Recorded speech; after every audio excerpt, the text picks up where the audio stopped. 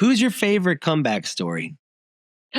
Ooh, I would say probably my best friend, Liv Morgan. And she is the greatest. Tell me about it. Yeah, she just won the Royal Rumble, the Women's Royal Rumble. She's the greatest Royal Rumble winner. Yes! And she got injured in June. And she hurt her shoulder, and then she had to get surgery. And she returned at Survivor Series to kick John Cena in the nuts. We don't have to both clap. It only has to be one of us. Why not? Because it means we're in sync, Nick. All right, ready? Andy Frasco's World Saving Podcast. I'm Andy Frasco. I'm JC Chazé, if we're in sync. And you're Jason, and my co-host, JC Chazé. Hell yeah. Mario Lopez. Nope, he was not. He was in Saved by the Bell. What's that mean going around like everyone's 90s and they go do a 90s character? Well, it started with... Everyone has the same joke now. But it started with actual child stars from the 90s doing it and being like, this is me, guess who I was? And then they show... It's actual relevant people. I almost did it the other day. I was going to do... Who are you going to do? The Olsen twins.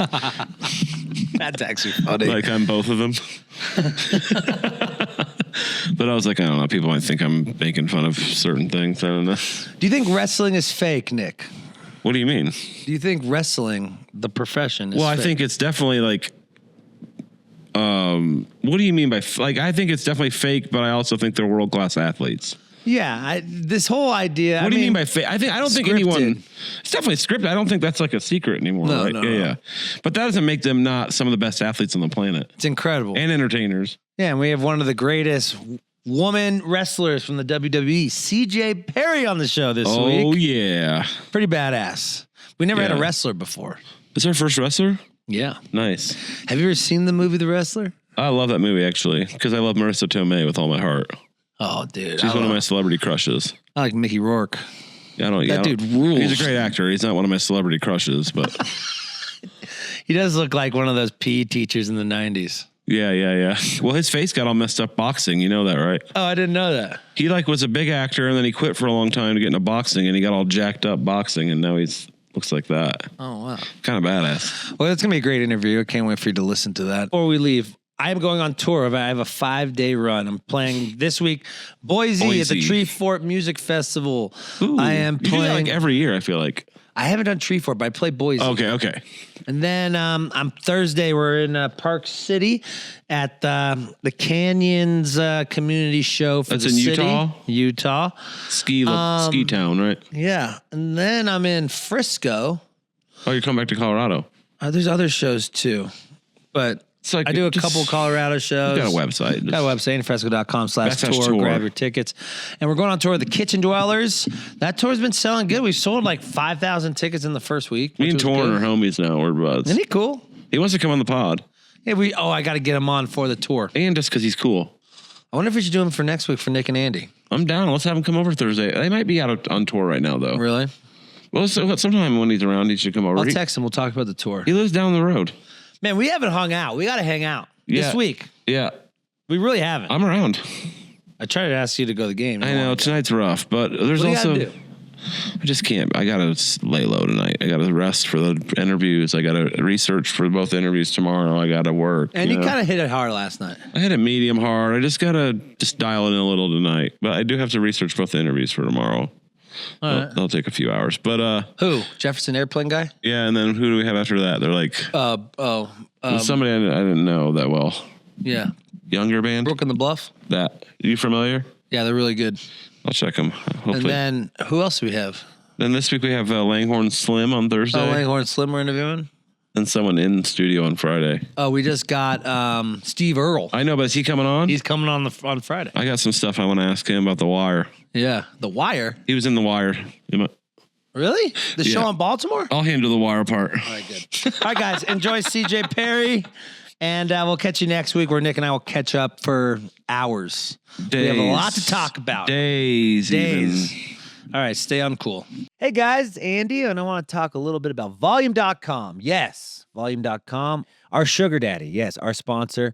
And we are doing a only Frasco subscription for $5 a month. We're going to have extended videos of the podcast. You're going to have a live stream once a month of the band. You're going to have live streams of us making the new record. So head over to volume.com/Andy Frasco. Subscribe. It's only $5. I got a cup of coffee today. It was $7.50. You could just spend one cup of coffee and get all the Frasco you want. So head over to volume.com/Andy Frasco and subscribe. Support your guys. Maybe I'll even pay Nick more. You never know. Ladies and gentlemen, big show tonight. Pro wrestler CJ Perry, how you doing today? Oh my gosh, I'm excited. I'm a little nervous because you guys talk about like real here. I really do. Yeah. Tell me about your mental health. What's going on out there in wrestling world? You see it right immediately. Not even like, hey, how are you? Good to talk to you. Hey, what's going on with your brain, buddy? Oh my gosh. Wow. Hey, CJ, wow. Nice to meet you. Good to be here. Oh, so nice to meet you. Wait, are you sober? No, I take mushrooms and I do cocaine every now and then. I can't. I was prepping for this and I watched a couple of your episodes and I watched the latest one where you were interviewing a band. Loved it, by the way. And you were just casually talking about doing cocaine. And I was like, I couldn't tell if it was a joke or not. Yeah. Oh, okay. I don't know. I'm just I've been in a band for 200. I've been doing 250 shows a year for the last 15 years. So I'm just kind of just being honest with myself and trying not to hide from it. Even though my mom listens to this, she's like, "What the f is happening out there?" You know. So, oh my God, I can't believe your mom listens. I sent my mom my podcast about when me and my husband did an episode where we were talking about our reconciliation and coming back together. And my mom didn't even get through the whole episode of our marriage. I'm like, thanks, Mom, for listening. By the way, go listen to Identity Crisis. Yeah. So tell me about, how's the relationship with your parents through, picking really, the parallels of your career choices have been unbelievable. I think you're a true entertainer. I've been following you and watching you go through this whole journey of finding yourself. Like, my first question is like, what are the parallels between the music industry and entertaining versus the wrestling industry? Oh my gosh, it's so much similar. Are you kidding? It's all the same. It's all the same, right? It's all the same. I actually say everything's pro wrestling. Now that I've worked in pro wrestling, I'm like, politics is pro wrestling, singing's pro wrestling, TV's pro wrestling, Sydney Sweeney's pro wrestling, everything's pro wrestling. Everything is a work.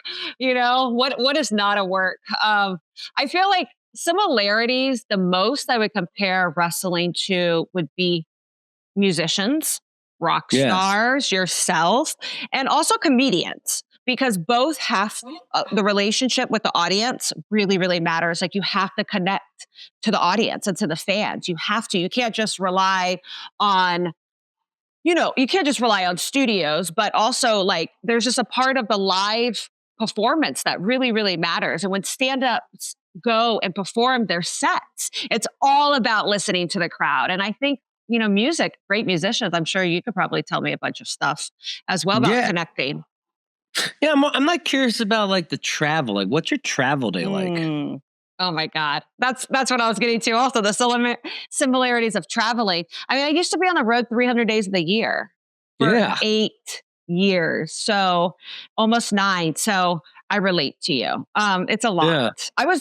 I was married. So that definitely probably helped me from becoming a whore on the road. Yeah. Well, I would be hoeing out. I was hoeing out my first years as I don't know, fame, or like when people are kind of kissing your ass, I start thinking that my ass doesn't stink a little bit, Right. Did anyone like humble you? Was there any time in your career you got humbled? I think Vince McMahon definitely did that a lot to me, for sure. And I don't know, I know there's a lot of stuff on the news about him, and there's, it's very, I want to be cautious talking about this man, totally. Because, and I know especially to the victims, it's very heavy and my heart goes out to them. But at the same time, some of my hardest lessons, besides my parents disciplining me as a kid, has been from Vince, and all in a good way though. Like I remember this one time that it got leaked out that I was engaged to my husband, and we were in a very big storyline on TV. We were the evil Russians, and then he became the crazy, jealous Bulgarian boyfriend, and he tried to send me back to Mother Russia, and I instantly became a good guy because I came out there with a blonde hair, blue eye American boy and made out with him right in front of him. And it went into this crazy 6-month storyline, crazy views, like over 50 million views our videos were doing on YouTube. And then TMZ broke that my husband and I got engaged, and Vince decided to stop that storyline right then and there. And I remember, obviously being upset because you could be like, well, is this fair? Is this not fair? But then I realized like I had taken pictures with my husband flaunting my ring, and I should have been more careful to protect the storyline. I should have been more careful to protect what we call kayfabe, which is the, not breaking the fourth wall, and be a lot more protected of that. And so I realized I had to apologize to him. And a lot of people were telling me like, why are you going to apologize? You have a right to get engaged. And I'm like, yeah, but he's put so much into me and to television time. And he wanted me to be more protective of our characters. And so I went and I apologized to him. And I said, I'm really sorry. I should have been more careful with what I was doing with taking pictures with my husband of getting engaged in this storyline. And he was like, I forgive you. And he's like, it's really important to me that people understand when they mess up, and that you take responsibility for it and you apologize and you never make that mistake again. And that was one of the greatest lessons. Yeah. And it's like, I think about that too. Like, you're like, oh, you're like kind of like throwing shit at the wall to see what character sticks a little bit. And then when a character sticks and it starts blowing up, did you start freaking out? Like, oh, this is going to be the character I'm going to be? Oh yeah, that happens all the time. Are you kidding me? I felt like what's the most embarrassing one? You're like, I wish that didn't stuck. Well, for me, I was a super evil Russian, and that was super popular, and people loved me. I wore suits and talked in a very strong Russian accent, and I told everyone they're stupid Americans, and people loved it. Like, they hated it, but they loved to hate it.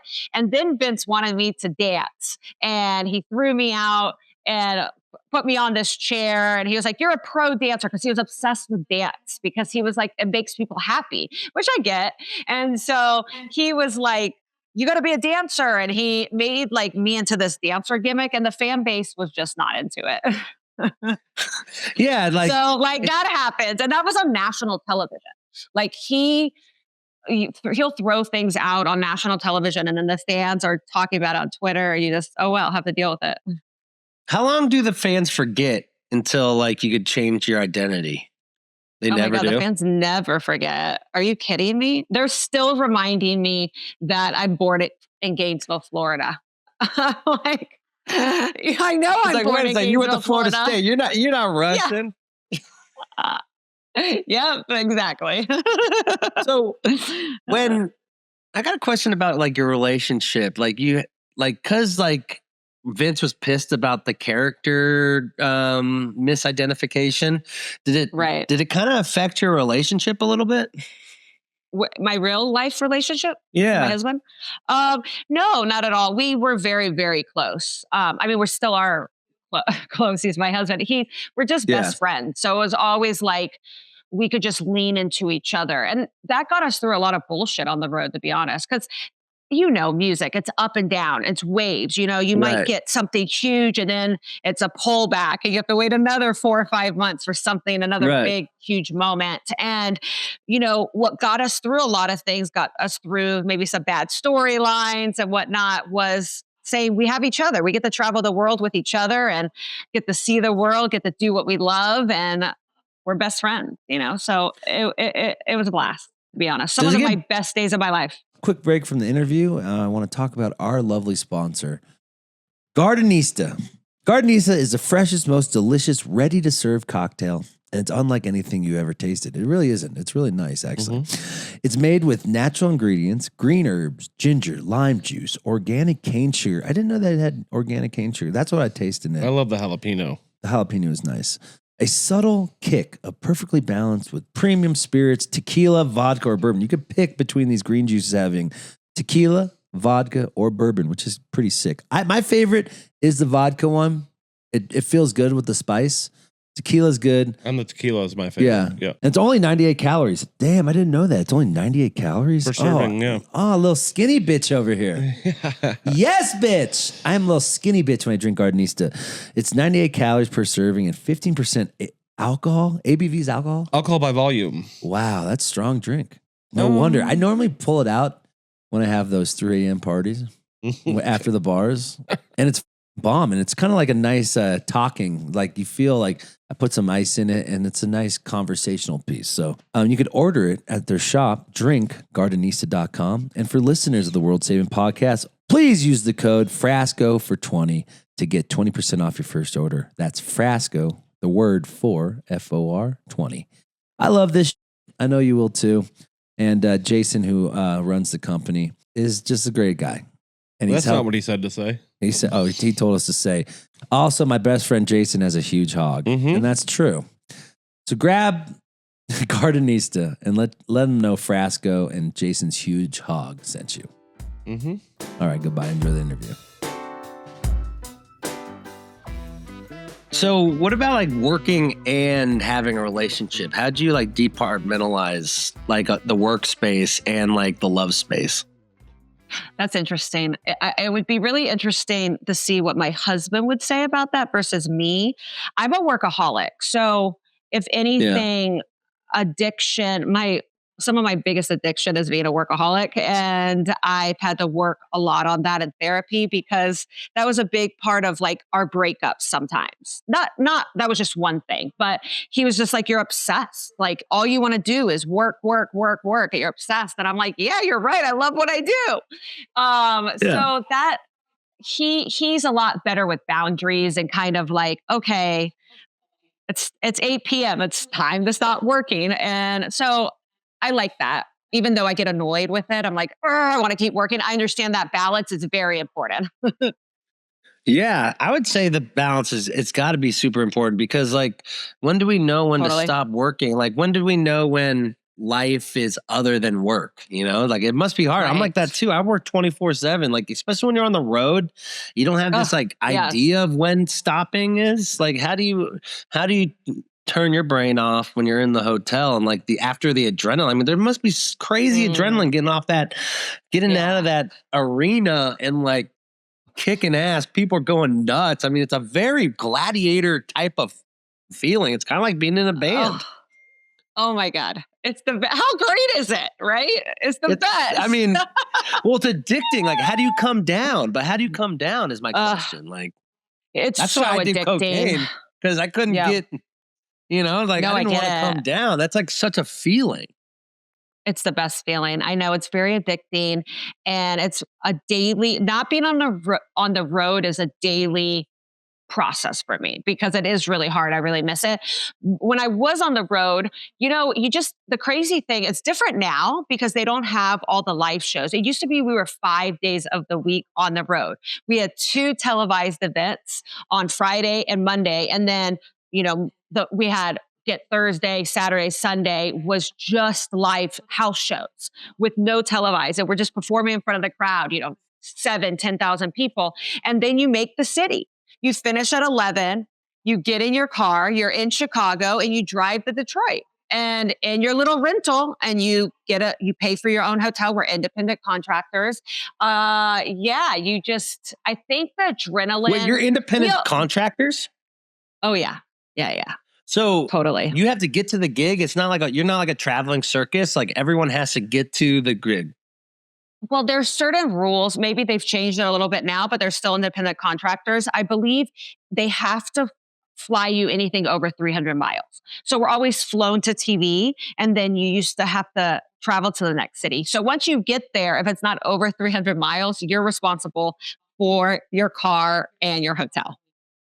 Yeah. Yeah. Holy that's, shit, dude! That's it's like old you're school. a traveling band. You're basically a traveling band. Yeah. No, it's totally like that's how it was regional wrestling before Vince McMahon bought up all the regions, and it was like Southern wrestling, all these that's just what you did. And so it was a part of tradition. Vince wanted that tradition to stay there. And that's why the house shows basically stayed up until TKO bought it. Now they just do televised, sometimes house shows, but that's the rule that we always had on the road. That would be like, you make the towns after the show. You don't wait till the next day. You make the towns that night because your adrenaline's pumping, Yeah. So that's my question. Like, what made you choose this life? Were you kind of burnt out of music, or what made you change like your path into this was what you wanted to do? Tell me that story a little bit. I know it's a crazy, I was in a girl group when I was 21. Yeah, I saw that. That's nuts, dude. It's so crazy. I've had many lives. I did Pitch Perfect. That was really fun. I think that wrestling tried to recruit me ever when I was in college, and I really wanted to finish doing things in dance because that was my love. And I had been professional dancing since I was 10 years old. So I still wanted to be a dancer, and that around 25, I just kept on getting these auditions from WWE, and I was like, okay, let me try it. And I fell in love with it. It's the perfect storm. It's a rock star concert, freaking action theater that resolves all conflict in the ring. And it used to have a ton of soap opera stories. So I love a good soap opera. Yeah. So I became obsessed. I still love it. I'm such a big fan. That's why I have a podcast, a wrestling podcast where we get into it, and there's nothing like it. What about the misogyny? Is there a lot of misogyny in it? I mean, that's like asking, is there a lot of misogyny in music, or is there a lot of misogyny in day-to-day life? We live in a world that still has a lot of constructs, and it's such bullshit. So, it's like, this is what I'm pissed about, because you guys are, especially this masculine sport. Like I think about you, like, I think about you guys a lot. Like, how do you like put your head down and just keep going to work with people just keep on pushing you down? It's such bullshit. Yeah, I just in life find the silver lining of everything. You have to. Nothing in life has been promised. Like, we're blessed to be alive and healthy. Like, the fact that I get to do what I love for so many years, I find myself extremely lucky and extremely thankful.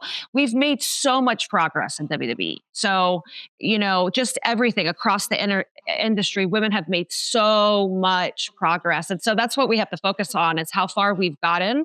And we're still have a lot of places more to go, but we will. When I started WWE, I wanted to manage men because women were given so little time.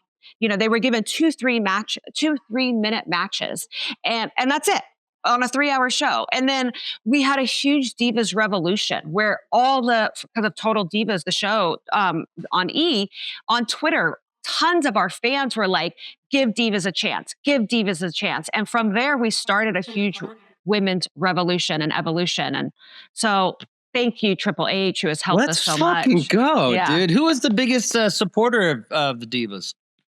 Definitely Triple H.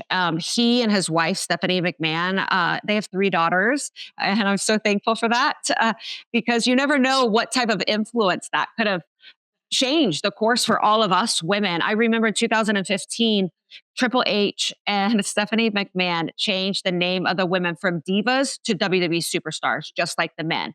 And now we don't have the Divas Championship. We have the Women's Championship, and we have equal amount of titles as men. So we've come so far. And yes, there's always work to be done. Yes, we always need more representation, but I rather focus on how far we've come and celebrate that. Yeah, Stephanie is such a bad bitch, dude. She's a baddie, dude. I've been a fan of wrestling my whole life. I was in that Triple H era, the D-Generation X, that whole era. Yeah, and it was like, it was pretty sexual, that early 2000s. Yeah, my God. I knew about Suck It when I was in 3rd grade, I was like, this is crazy. Oh my God. That's iconic. But I just bought a DX shirt yesterday because I'm going to wear it to Coachella. Dude, Road Dogg was my guy, dude. That was so fun. I love Road Dogg. Road Dogg was a big part. Yeah, Road Dogg was a big part of my husband and my success of helping us. Really? He was explain that. Tell me that story. You love your bands, don't you? You really love your bands. If you really want to love your bands and you really love your bands and want to support them the real way, head to volume.com and subscribe. Volume.com. Yes, this is the best live stream company in the business. Get your bands paid. Get subscribed for $5 a month. The shows are super quality. They have great cameras, great audio, backstage footage, extra live streams. You want to get closer to the artist too? Where you get to meet us. Like I'm doing Monday morning motivations where we could all have coffee together and talk about how we're going to achieve and attack the week. So this is how you could support your favorite artist. Head over to volume.com and let's get personal. So when we first came on the road in 2014, sometimes you're given a producer that helps with your segment and helps, give you feedback and critique. And he was our producer for pretty much that whole year. And he's so good with television. Like he's very good professional wrestler and so charismatic, but he knows TV.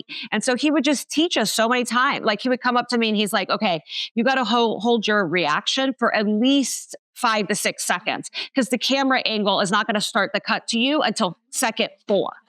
So like a lot of things like that, you can't just react like something happens. You can't just do a big reaction like, oh my God, and then go away. You have to hold it for at least 4, 5, 6 seconds because they won't get to me until after that, like after those 4 seconds.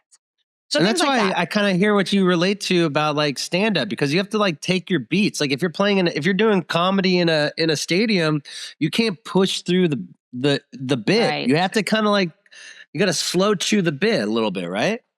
Well, that's what made John Cena so iconic. And The Rock too, like their ability to listen to the crowd. John was so incredible. And we learned so much from working with him because he guides you the whole entire time. And one of the things as newcomers, at least I would do is often I would step on my pop is what we call it. Step on the reaction, right? And the reaction is still loud and I would start talking the next beat. But instead you have to let it go all the way down and then start talking. Just, stand up is very similar. There's a lot of similarities with sound and when you start talking and listening to the crowd. So I actually enrolled in stand-up class. I have my first show March 26th. That's killer. I mean, it's all the same like arc, like how you're going to arc your monologues. Like you have a philosophy how you arc your monologue? Well, I'm learning. I haven't gotten to that part yet. No, like when you're talking in the crowd, like when you're talking to the crowd. Oh, yeah. It's like you know exactly when to rev up, when you don't, when to slow down, when to. So, yeah. Well, in a monologue, even in a monologue, like in acting class, they tell you on a monologue, you're supposed to go up. Unless it's a specific choice that you go up and you reverse. So there's I'm not going to bore your fan base with all the technicals. No, they love this. We're a detail-oriented podcast. Tell us about this. Yeah. In acting class, that's, in wrestling, they don't really teach you that. You have to have like an ability and intuition, either training or an intuition. And so I come in with some acting training and I think that helped me a lot in the character department. And still we go to acting class and they teach you like literally no matter what, you have to build your monologue. You cannot go down on your monologue. You have to build it. The only way you can not build it is you build it and then you go into a reverse. And so like that's traditional acting class that teaches you. So you take it everywhere. And my stand-up, there's a whole way that they teach you about how to write premises and act outs. And I'm loving it. I can't wait. How much improv can you do on when they're telling you what you need to say or kind of build the thing? How much improv can you do you get when you got the mic? So when I was there and Vince was running everything, he was very particular about being hands-on with everything. He had like 35 writers. He hands out. You have to be pretty much word perfect. I was doing a lot of Russian patriotic promos. So he was very he was writing my promos. But now I've heard it's a lot nuts, more. Dude. It's crazy. So crazy. So now you're writing them now? You're writing your promos?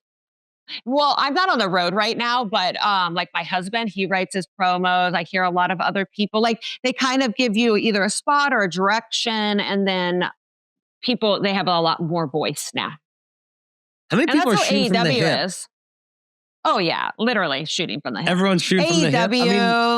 Yeah, TNA. I know AEW, they do a lot of their own promos, or like Tony Khan will say like, okay, here's your segment, and then you do your thing.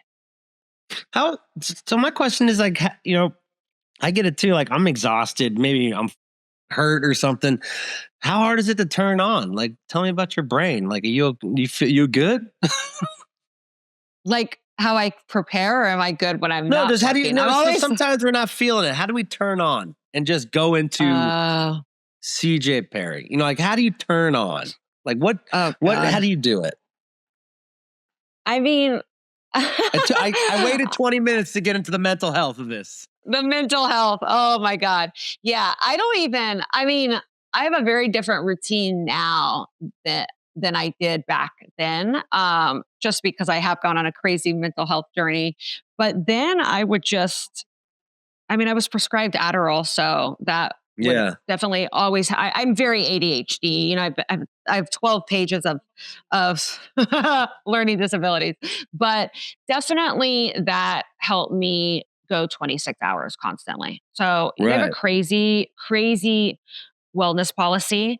And so it's not like everyone can take Adderall or something like that. I usually really don't share that, but you have an exclusive now. And I had 10 pages of learning disabilities, so they allowed me, but and it comes with all this, even prescription stuff, it all has a downside to everything. I would have to deal with crashes a lot. I know, like now I know, but then I didn't realize that. So I'll give you some mental health stuff now. So like now I didn't realize that was a crash. I thought I would feel emptiness. Like I remember my husband would be driving. It would be like 2 a.m. in the morning. And I literally have found tons of journals and notes in my phone where I'm like, I feel so empty. I feel like, is this it? Like, is this like, I feel really sad. I don't feel loved. And looking back, I'm like, I know that's exactly was the Adderall crash. Like, yeah, you came down.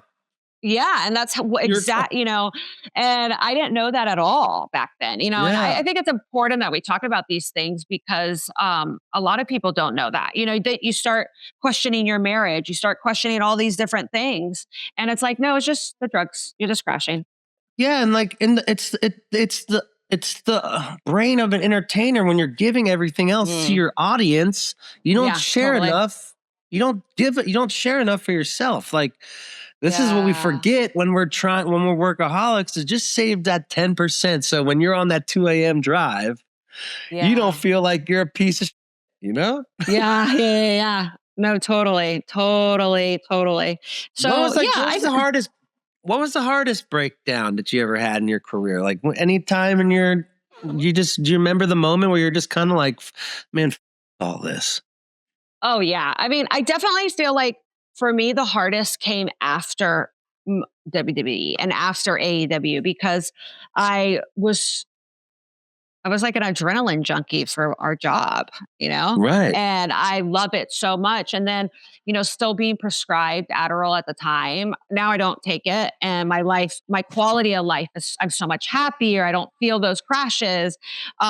It's sometimes harder to focus, but the quality of life is so much happier. And so that was probably about 1.5 years ago was my biggest crash. Like I was really depressed. It was in the middle of my divorce. We were getting divorced at the time. And I was just really depressed. I couldn't get out of my bed. I was still taking Adderall. It was making it worse. And so that's like a horrible feeling when you're like, your medication doesn't even work. And I really hit rock bottom. Yeah. And I just had to dig deep and get myself out of my own hole. Like looking in retrospect too, do you think the Adderall kind of was some of the side effects of the divorce?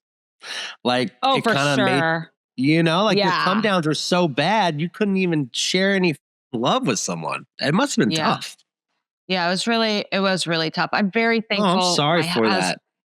Yeah, thank you. I think it's those things though, like while my husband and I both chose to work on the marriage, because both of us had our own going on and we're like, okay, let's stop our own and kind of like dial in before we like really try to permanently uproot our life, and it really made a difference. Like when we both just got rid of all this extra. We're like, oh yeah, we do like being around each other. Or like, or like having the intention that you have towards your career towards keeping a relationship. Absolutely. Yeah. Yeah. We forget that. Very true. We're like, oh, because we're so intented about our thing. We think that other thing is just going to grow by itself, Right. It's not.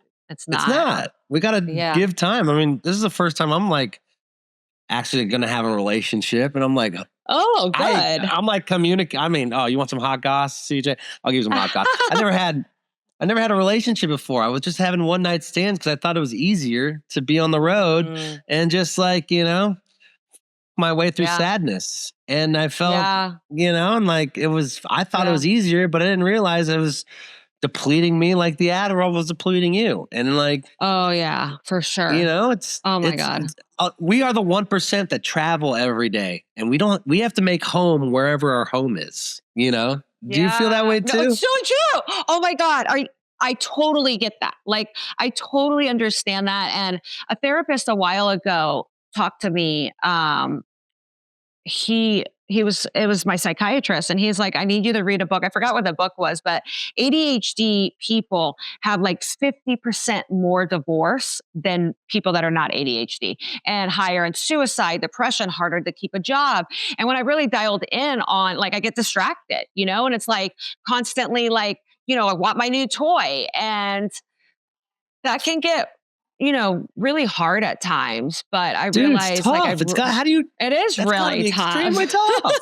It's not even could be. It's like you put yourself in someone else's position. People would break down. You're just strong, and you suppress the feeling, And so, oh my God, I suppress so many feelings. It's Adderall. You can really do it. You can really just be like, I mean, I guess you get it, cocaine a little bit. Yeah, I used to love, but I didn't start knowing myself until I started taking psychedelics. Really, like mushrooms. That's awesome. Or like, oh, sick. That's amazing. The speed doesn't help you with finding yourself. The speed, the Adderalls, the cocaine, it just makes you not feel. You feel the numbness, so you can keep going. Mm-hmm. It's so true. Like, who's your favorite comeback story? Ooh. I would say probably my best friend, Liv Morgan. And she is the greatest. Tell me about it. Yeah, she just won the Royal Rumble, the Women's Royal Rumble. She's the greatest Royal Rumble winner. Yes! And she got injured in June. And she hurt her shoulder, and then she had to get surgery. And she returned at Survivor Series to kick John Cena in the nuts. And so that was pretty awesome return. John Cena was one of his last matches. She got to be a part of it. And then she's been killing it and crushing it ever since her return. And now she just won the Royal Rumble, and she's going to headline WrestleMania. That's awesome. I mean, like, and she's your friend, and you guys are supporting each other. Like, is it competitive between wrestlers, or is it like everyone kind of has each other's backs? I would say it's very competitive. Like, of course, there's people that you're rooting for and you're happy for, of course. But when you're in it, like for me, it's very different right now because I can watch everyone and I'm like, can talk about it on my podcast and root. But when you're in it, especially if you're a competitive person, I feel like, of course, you're rooting for your friends, but you also want to have that spot, Right. That's my opinion on that. But I don't know. I guess every person's different, but I feel like you want that number one spot. Totally. I would too. I mean, it is, like people say like, oh, music isn't competitive. You are lying to yourself. You want to be that. You want to be that top headliner. You want that. I mean, we're competitive a little bit, You kind of have to be a little competitive to do art because you're not going to make it. Yeah, I think you have to be. Like, I agree with you. You have to be. I mean, remember Michael Jordan and Kobe and their rivalry? Like, Kobe. I got a tattoo of Kobe on my arm, dude. Kobe was my guy. I'm from LA, that was my hero, Yeah, I love Kobe. And they needed that competition. Really? Sting was my guy, dude. Sting, the singer, or Sting, the wrestler? The wrestler. No way. Sick. Dude, how he re-identified himself and just like, and then became the coolest dude. I'm like, I I respect that. And like, that's artists. That's like the same David Bowie did. That's the same. These guys, they reinvent themselves. If it's not working, like you kind of have to do that, right? In wrestling. It's so true. You have to. You constantly have to be reinventing yourself. My husband just came back from AEW to WWE. He just debuted about 10 months ago. So, he's in the process of reinventing himself. Was that a nice feeling for him? Oh, yes. Yeah. He was so excited to come back to WWE. He loves, both companies are great companies and provide great jobs for professional wrestlers, but he was glad to come home. So can you're an insider on this. I loved that Mickey Rourke movie, The Wrestler, and how to see the fading star of the wrestler and how they, to keep it going. And it felt really sad, some of these guys, but they still loved the dream. It's kind of like a minor league baseball player. Is it, you see these guys like, who I love, like Mankind or, Yeah. Oh my God. He's amazing. He's amazing. He's all up, he's hurt and stuff. And just, you feel bad for him getting in the ring and doing the thing, but he's so passionate about it. Has there been a moment where you've been so hurt and like, you still had to get out there and get in the ring and whoop some ass? Oh my gosh. Yes. I have my Carrie Strug story for you. So give it to me, please. I need it. Yes. So this is 2020 in the pandemic, Thunderdome. So we're one of the few places that didn't get closed down during the pandemic. And we have all these screens behind us because we're in the Thunderdome, right? People are zooming in to watch it. Yeah. And I'm in this really big storyline against Nia Jax. And she is, at the time, she was like a 300-pound Samoan dragon. I'm talking about 6 foot, 6'1", The Rock's cousin, super powerful. And we're in a big storyline. She had put me through 9 tables at the time already. Yes. Commentary tables. No one's done that in history. I'm the only person in history that has gone through 9 commentary tables. How did you not get hurt? 9 weeks. Oh my God. So it happened 9 weeks in a row. She would drop me. And the following day, I literally would feel like a train hit me. It would be hard to get out of the car, to get out of the airplane. It was crazy. So one of our matches before she injured me off, because part of the storyline was she was going to injure my leg off.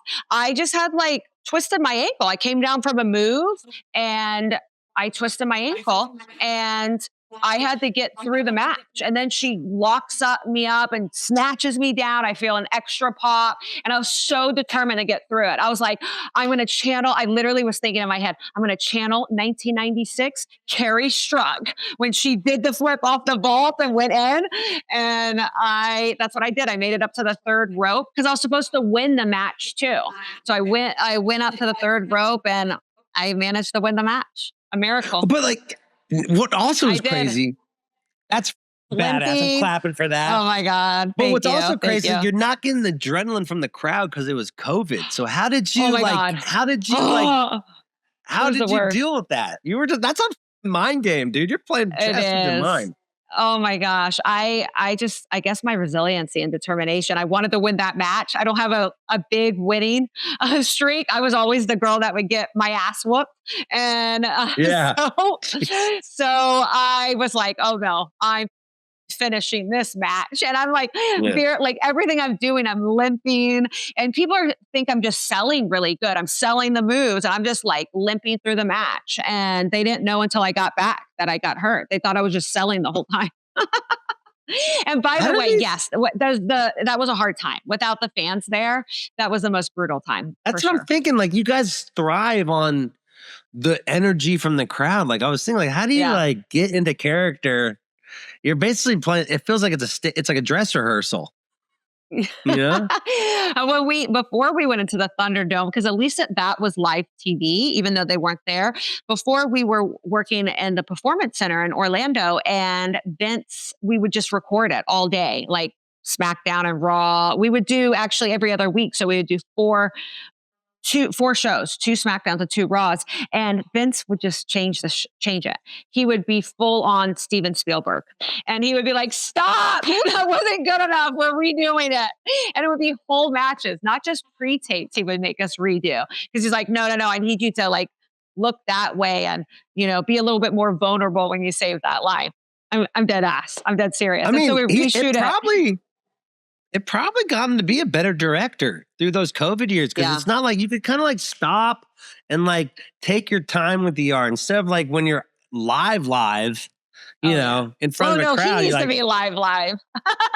He started to overthink everything. It's like, it's fine. It's fine. How's Triple H's way of running the business versus Vince's way of running the business? Like, what are the different philosophies they both have? Well, I haven't worked for Triple H since Vince left. So, I would be just talking out of like things I see and observe versus literal. I think there's a lot less micromanaging. Is what I would say, is what I see is like Vince was, even with what I see talent allowed to do and my husband allowed to do and my friends allowed to do, it just seems like a lot more, they want, not that Vince didn't want people to thrive, but he wanted to approve everything. Like I was very lucky. Vince approved a lot of the things I would present to him, but I noticed that some people didn't get the same type of situation. What was Shane McMahon like? Oh, he was always wonderful. I met him. He seems like a good guy. He seems like a nice guy. Yeah. He was always so nice to me, always so pleasant. I worked when he was general manager on SmackDown when I was there as well, and he's awesome. He's great. Stephanie McMahon, and he was great. The best always actor so nice. Out of all the kids, I thought.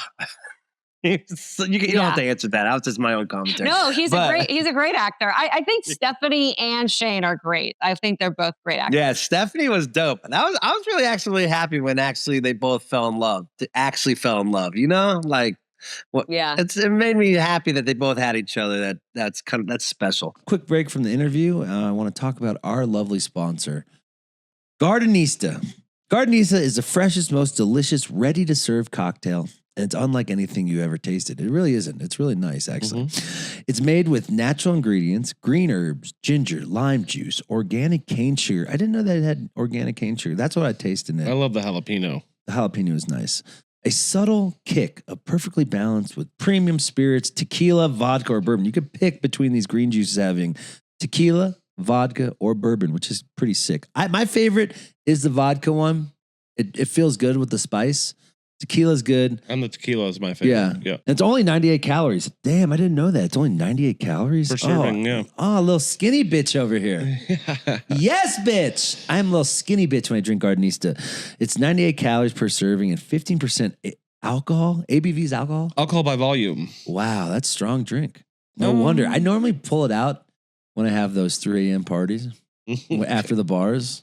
And it's bomb. And it's kind of like a nice talking. Like you feel like I put some ice in it and it's a nice conversational piece. So you could order it at their shop, drinkgardenista.com. And for listeners of the World Saving Podcast, please use the code Frasco for 20 to get 20% off your first order. That's Frasco, the word for FOR 20. I love this. I know you will too. And Jason, who runs the company, is just a great guy. And that's not what he said to say. He said, he told us to say. Also, my best friend Jason has a huge hog. Mm-hmm. And that's true.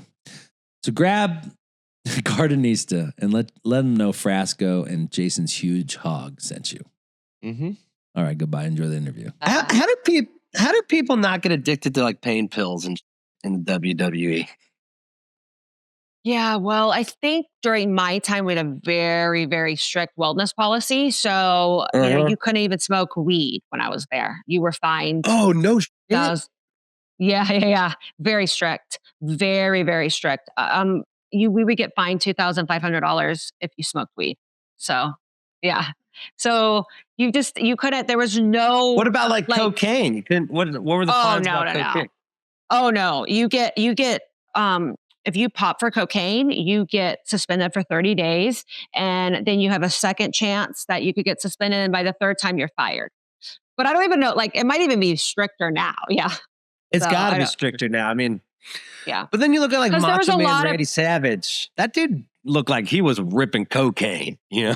Oh yeah. That's the reason why they are so strict, is because there are so many people that passed away from Randy Savage's generation. No, I didn't think about that. Yeah, you're probably like totally Randy right. Savage, you know, his heart, I think he had a heart attack, and it could have been from all the years of, you know, all the different drugs. What was the saddest death you think that's happened in the industry?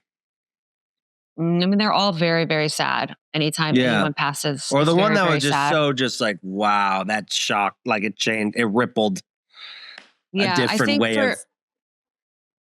For me personally, it was when Bray Wyatt passed in 2023. I knew him, you know, he was a friend of mine. He was always so kind to me and helped me so much. So that was really, really hard. And one of my very, very close friends is his wife as well. And they have 2 kids together. So that was really felt, you know, and we haven't had such a young loss in wrestling in a while like that. What Brody, that teach you about? Actually, Brody too. Brody, who, that was so sad. That was 2020. And that was another one that was really, really hard. What did that teach you about death and your own immortality? Gosh, we're not here forever. I mean, we know that, but it's really, you know, just take it every day. Don't take any day for granted. Like, love people, forgive, be kind, and make the most of everything. Yeah. You know, I mean, with that being said, you know, I'll leave this with this last question. By the way, see, this has been amazing. You're really sweet, and like, thank you for being so vulnerable. I really appreciate it. You know, you talk about, you're amazing. This is awesome. And you know, talk about this, you know, it's never know when it's your last day. You know, when it's all said and done, what do you want to be remembered by? Oh man, that's a good one. That's a really good one. I'm not going to get emotional here. I definitely want to be remembered for a person that was kind and really loved people, and is there for her friends, is there for people and my family. It's interesting.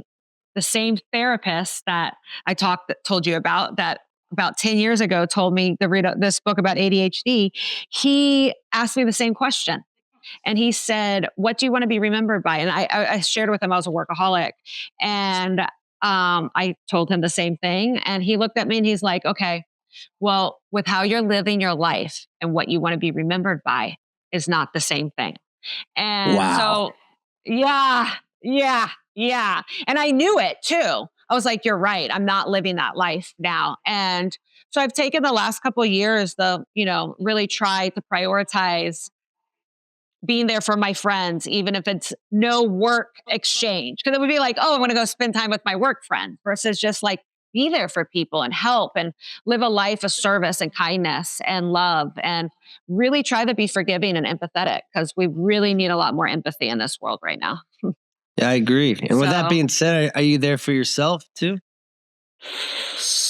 Thank you for that. You know, I'm working on that. I've been in therapy for the last year, and I would say overall I'm the happiest I've ever, like more at peace with everything in life. And I just try to constantly remind myself to be kind to myself, you know? You got to, because you a baddie too, you know? We could be there for everyone else, our husbands, our career, but let's also like take a step back and try to be there for ourselves, you know? Yeah, that's so true. Thank you for that. Yeah, no problem. Yeah, you're right. Well, I hope go out there and go kick some ass for yourself too. Go get some ice cream if you want. Go out there, buy some new denim, whatever, you know, do your thing. I'm out in Mexico. I bought myself a hotel. I'm like, what the am I doing? That's awesome. I love it. This was so wonderful. Yeah, it's been great. I swear I won't be into anymore, but I got one more question. I'm fine.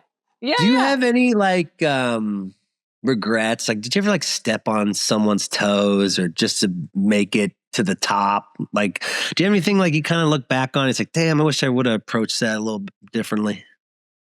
Yeah, I just think that now like not crashing out as much. I just would have little crash out moments, like my husband one time said this to me. He goes, this is a while ago when we were having issues. He's like, everything is life or death to you. And that's how it was. It would be like my makeup wasn't good enough. And it would be like, I would crash out on it, and it's like, who cares, or like I didn't look skinny enough and I didn't like my outfit. So I take it out on the stylist. And it's just like, now looking back, I'm just like, oh God, so many crash outs I could have avoided with. Well, what do you expect? You're kind of like there's a lot of pressure on you. Yeah. And totally. and you couldn't, we couldn't put it on ourselves. We had to put a little bit of that energy on something else. That I hear that. But for you to like look back and that's cool. It's like we're growing. We're getting older, man. We just gotta just grow up a little bit. And when we're kids, it's we forget that there's other people in our surroundings too. Yeah. And also I just have learned, Natty actually told me this, Natalia Neinhart told me this. She was like, people are not going to remember the titles you win. People are not going to remember your storylines, but people are going to remember how you make them feel.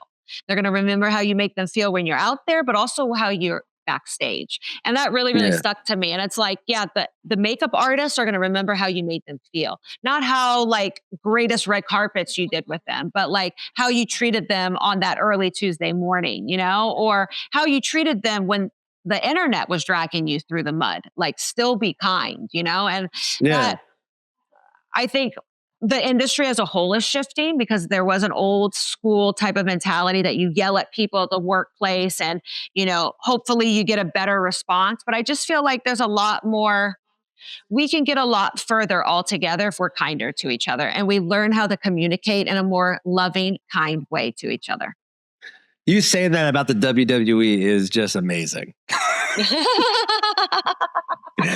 Because it is. You have to. Like, there's only one person. You guys are traveling together. Like, make the whole experience nice. Like, make it sweet. Yeah. Then also go into character and be a killer. Like, totally. We can have both.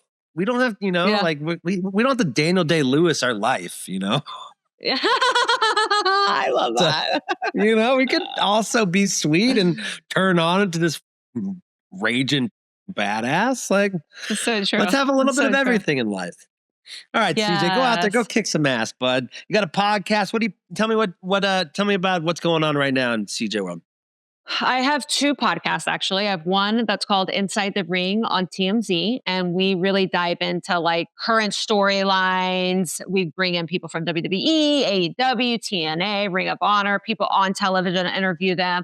Super fun. It's, a little spicy because it's TMZ. I love it. Yeah. And then I love it. Juicy, huh? You get the hot goss, huh? Yeah. Yes, I love some hot gossip. Yes. And then I have my own podcast that's called Identity Crisis, because I've had a lot of different identities. And I just love to talk, like, it's very similar to this, getting real of who's behind the persona, of what's their journey, what's, maybe some identity crises they've had in their life, some crash out moments, and just sharing and talking. Very similar to this. That's why we're doing this. Keep getting all that great stuff out of these people that we've admired forever, but also keep finding deeper and deeper into yourself, because you deserve it too. Thank you. Oh, thank you. I appreciate it. This was so fun. Thank you so much. Well, have a great day and or a night or whatever you're doing, wherever you are. And we'll